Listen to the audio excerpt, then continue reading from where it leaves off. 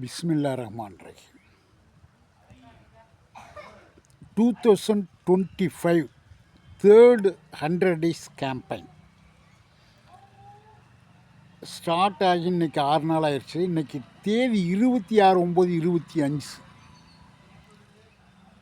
இந்த third 100 days கேம்பெயினுடைய ஒட்டுமொத்த நோக்கம் topic stop depression enter to secret garden. இந்த 100 டேஸ் கேம்பெயினுடைய கண்டென்ட் என்ன அப்படின்னா, இந்த ஒரு குறிப்பிட்ட காலக்கெடுவிற்குள் குறிப்பிட்ட செயல்களை திட்டமிட்டு எதை திட்டமிட்டமோ அந்த இடத்துக்கு ரீச் பண்ணணும். அதுதான் இந்த 100 டேஸ் கேம்பெயினுடைய கண்டென்ட்.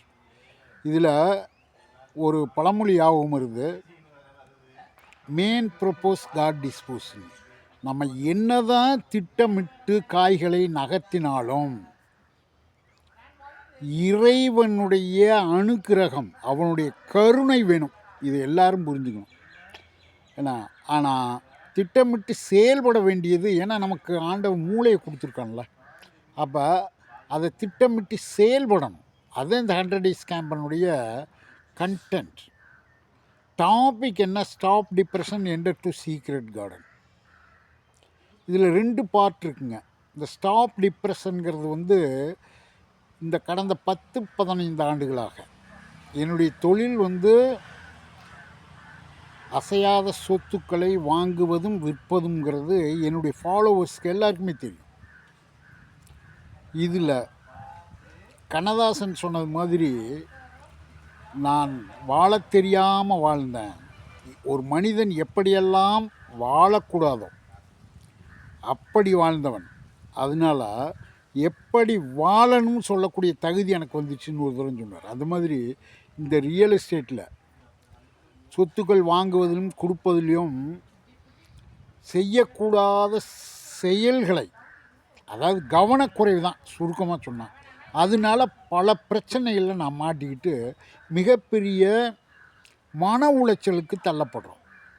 அப்போ என்னென்னா, அனுபவங்கிறது வாழ்க்கையில் ரொம்ப மிகப்பெரிய முக்கியம்.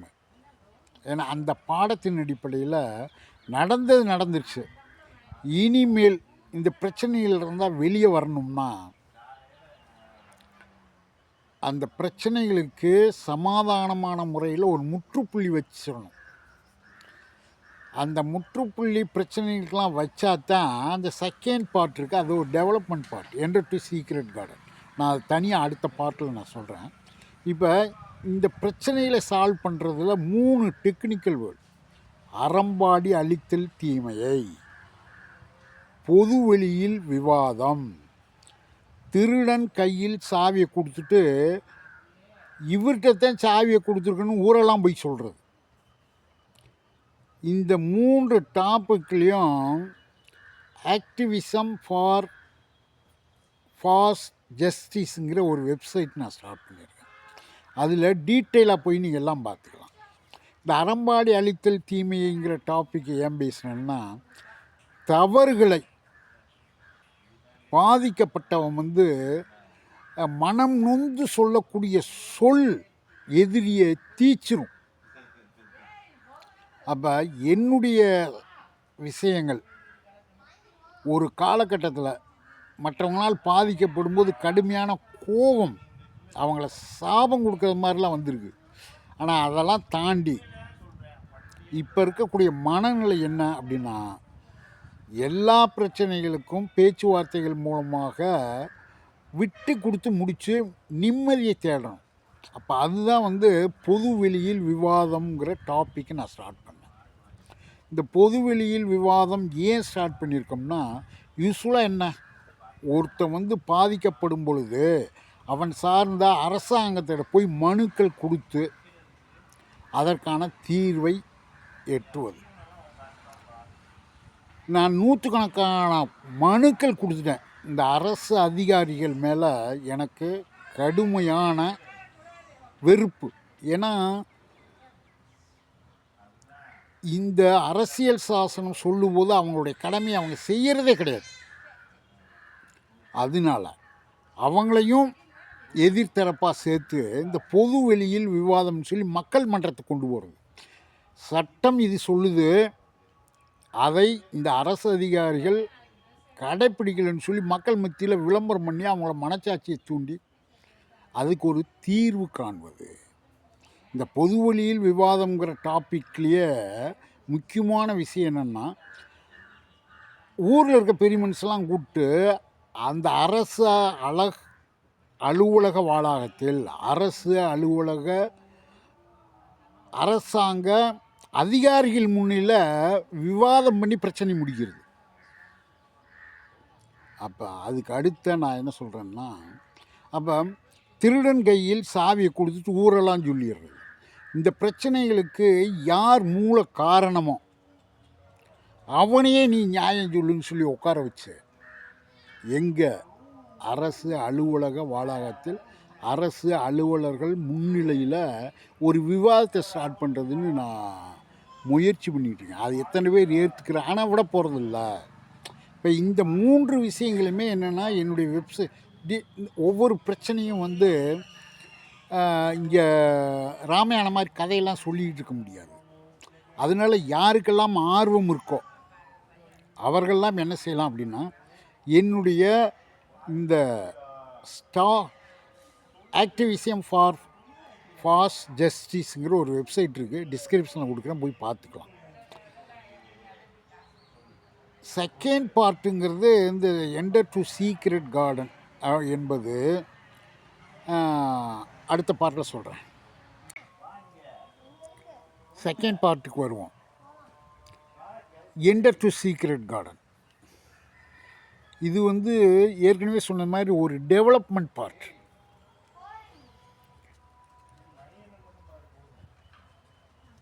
நிறைய வீடியோகளில் என்னுடைய ஃபைனல் டெஸ்டினேஷன், என்னுடைய இறுதி இருப்பிடம் ஹெல்த் பார்க் அப்படின்னு சொல்லிகிட்டு இருக்கேன்.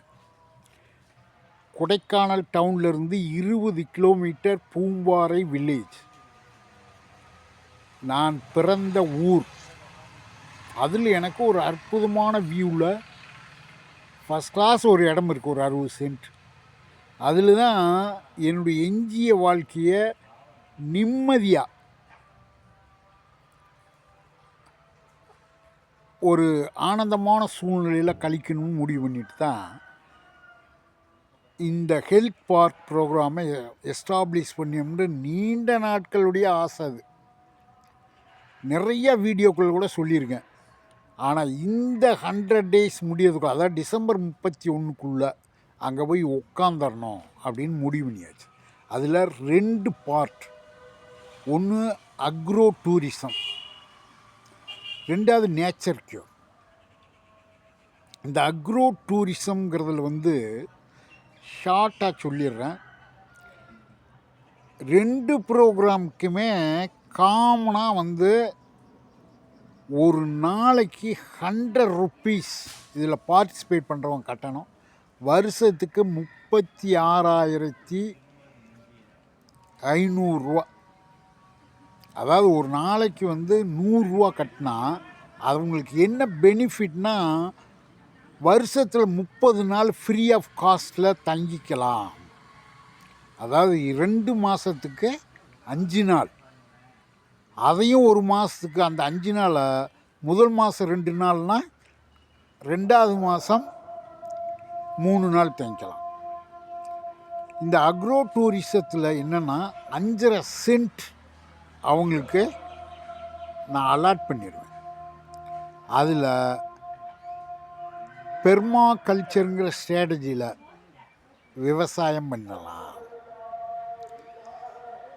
1 வருஷம் கான்ட்ராக்ட்.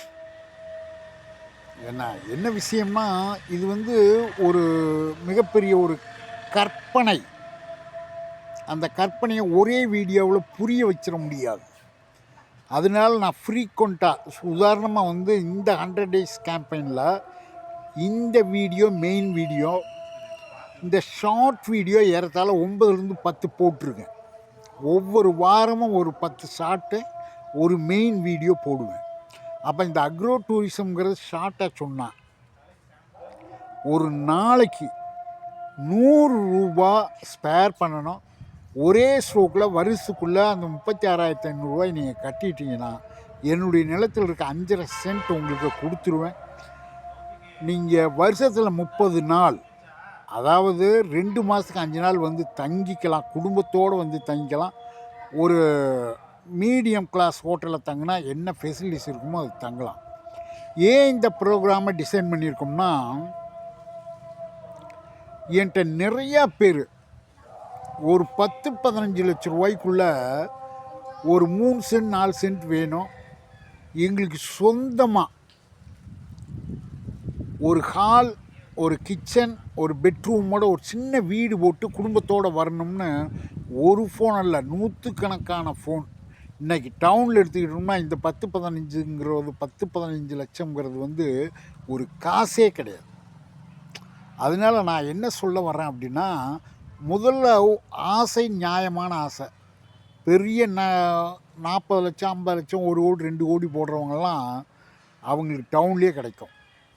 ஏன்னா பூம்பாறை வில்லேஜுங்கிறது வந்து டவுனில் லேக்லேருந்து 20 கிலோமீட்டர். நான் பிறந்த இடம், என்கிட்ட நிறையா இடம் இருக்குது. முதல்ல நீங்கள் வாங்க. அந்த அக்ரோ டூரிசம்ங்கிறது 4 பார்ட். ஒன்று உரிமை, உறவு, உற்பத்தி, வணிகம்.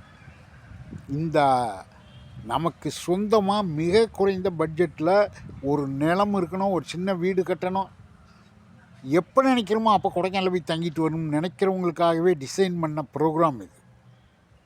அதனால் நான் என்ன சொல்ல வரேன்னா, முதல்ல வந்து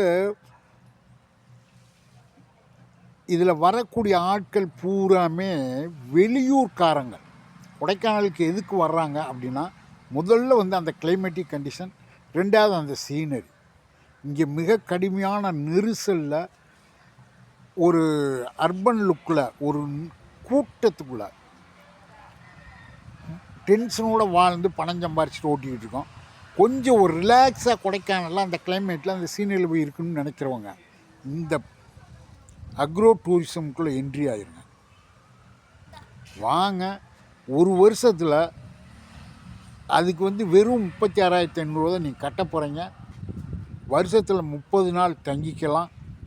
அப்போ அந்த அட்மாஸ்ஃபியர், அந்த சூழல் உங்களுக்கு ரொம்ப தெளிவாக புரிஞ்சிடும். அதுக்கப்புறம் நீங்கள் வந்து சொந்தமாக அதே நிலங்களை நீங்கள் சொந்தமாக்கிக்கலாம்ங்கிறதுக்காகத்தான், ரிஸ்க் இல்லாமல் செய்யணுங்கிறதுக்காக தான் இந்த அக்ரோ டூரிசம். அதுவும் மேக்சிமம் 20 பேர் தான் அதில் என்ட்ரி ஆகிக்கலாம். இந்த செகண்ட் பார்ட் நேச்சர் க்யூர், என்னை போல் வயசானவங்களுக்கான ப்ரோக்ராம் அது. இதுவும் வந்து ஒரு நாளைக்கு 100 ரூபா கட்டணும், வருஷத்துக்கு 36,500 கட்டணும். 30 நாள் தங்கி தன்னுடைய ஆன்மாவையும் உடலையும் காப்பாற்றிக்கலாம். முழுக்க முழுக்க மனம், உடல், ஆன்மா, உடல் ஆரோக்கியமாக இப்படி வாழ்கிறதுக்கான எல்லா ஃபெசிலிட்டிஸும் அங்கே இருக்கும். நான் இது சம்மந்தமாக நிறைய விஷயங்கள் வந்து ஷார்ட் வீடியோவில் போட்டுக்கிட்டு இருக்கேன். இது ஒரு மெயின் வீடியோ. என்னால் முடிஞ்சதை சொல்லிட்டேன். தொடர்ந்து உங்கள்கிட்ட பேசுவேன். வணக்கம்.